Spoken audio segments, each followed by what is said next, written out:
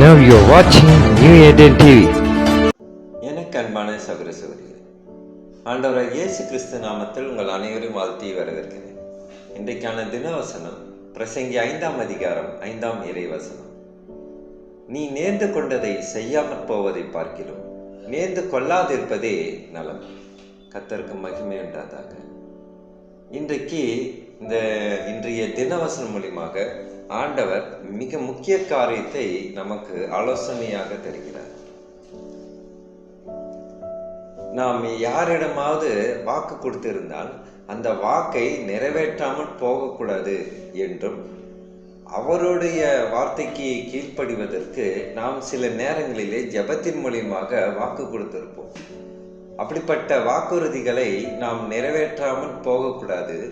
அப்படி நிறைவேற்றாமல் போகாத சூழ்நிலையாக இருந்தால் வாக்குறுதியை கொடுக்கக்கூடாது என்று ஆண்டவர் எச்சரிப்பு செய்கிறார். கிறிஸ்துக்குள் பிரியமானவர்களே, நாம் எத்தனை பேர் ஆண்டவருக்கு நிறைய வாக்குறுதிகளை தந்திருக்கிறோம், ஆனால் அதே வாக்குறுதியை நாம் நிறைவேற்றி இருக்கிறோமா? ஏனென்றால் அவர் வாக்கு மாறாதவர். அதுபோல அவரை பின்பற்ற நாமும் வாக்கு மாறக்கூடாது என்று அவர் எதிர்பார்க்கிறார். ஞானஸ்நானம் எடுப்பதற்கு முன்பு நீங்கள் உங்களையே ஆண்டவருக்கு அர்ப்பணிக்க வேண்டும். ஆண்டவருக்கு எப்படி உங்களை அர்ப்பணிக்கலாம், அவரை மட்டுமே வணங்குவீர்கள் என்று வாழ்க்கையில் அவருடைய விருப்பத்தை செய்வதற்கும் தான் முதலிடம் கொடுப்பீர்கள் என்றும் ஜெபத்தில் அவருக்கு வாக்கு கொடுப்பதன் மூலமாக செய்யலாம். வேறு வார்த்தைகளில் சொன்னால், முழு இதயத்தோடும் முழு மூச்சோடும் முழு மனதோடும் முழு பலத்தோடும் அவர் மேல் அன்பு காட்டுவீர்கள் என்று நீங்கள் அவருக்கு வாக்கு கொடுத்திருக்கிறீர்கள். கிறிஸ்துக்குள் பிரியமானவர்களே, இப்படிப்பட்ட வாக்குறுதிகளை நாம் தந்துவிட்டு பின்பு அவருடைய சாயலிலே நாம் வளராமல் இருந்தால் எப்படி? அதை தான் ஆண்டவர் இன்றைக்கு வெளிப்படுத்துகிறார்.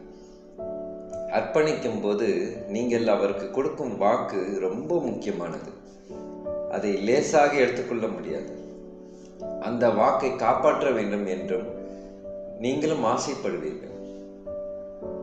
ஆண்டவரும் அதை எதிர்பார்க்கிறார். அர்ப்பணிப்பு என்பது உங்களுக்கு ஆண்டவருக்கும் நடுவில் நடக்கிற ஒரு தனிப்பட்ட ஒரு பந்தமாக இருக்கிறது. ஆனால் ஞானஸ்நானம் அப்படி இல்லை. நீங்கள் அர்ப்பணித்திருப்பதை எல்லாருக்கும் காட்டுவதற்காக எடுக்கிற படி அது. ஆனால் இன்றைக்கு அநேக பேர் ஞானஸ்நானம் எடுத்திருந்தாலும் அவருடைய ஞானத்திலே வளராமல் இருப்பது ஆண்டவருக்கு மிகவும் வேதனையாக இருக்கிறது. கிறிஸ்துக்குள் பிரியமானவர்களே, ஆண்டவர் இதை தான் வெளிப்படுத்துகிறார். எதை முடியுமோ அதை தான் நாம் வாக்குறுதியாக கொடுக்க வேண்டும். அப்படி முடியாத காரியமாக இருந்தால் அதற்கு வாக்குறுதி கொடுக்க கூடாது என்று ஆண்டவர் சொல்கிறார். ஏன் அப்படி சொல்லுகிறார்? ஏனென்றால் நம்மளுடைய வரம்புகள் ஆண்டவருக்கு தெரியும்.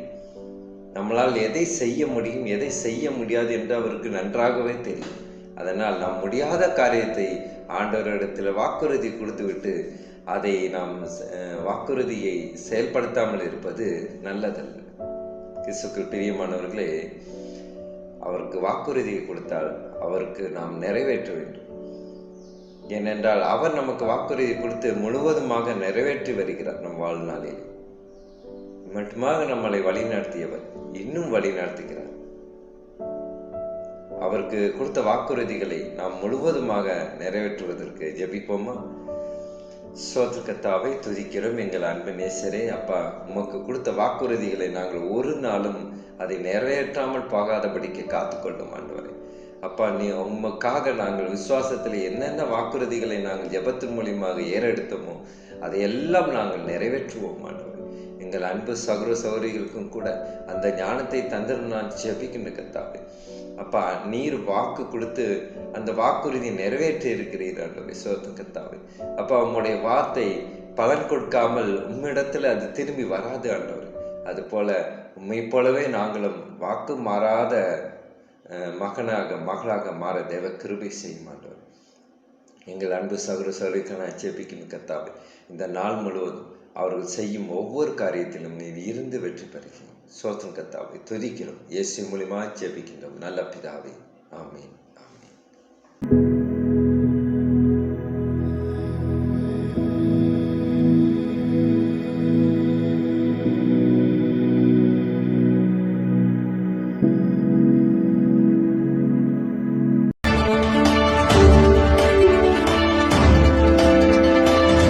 Now you're watching New Eden TV.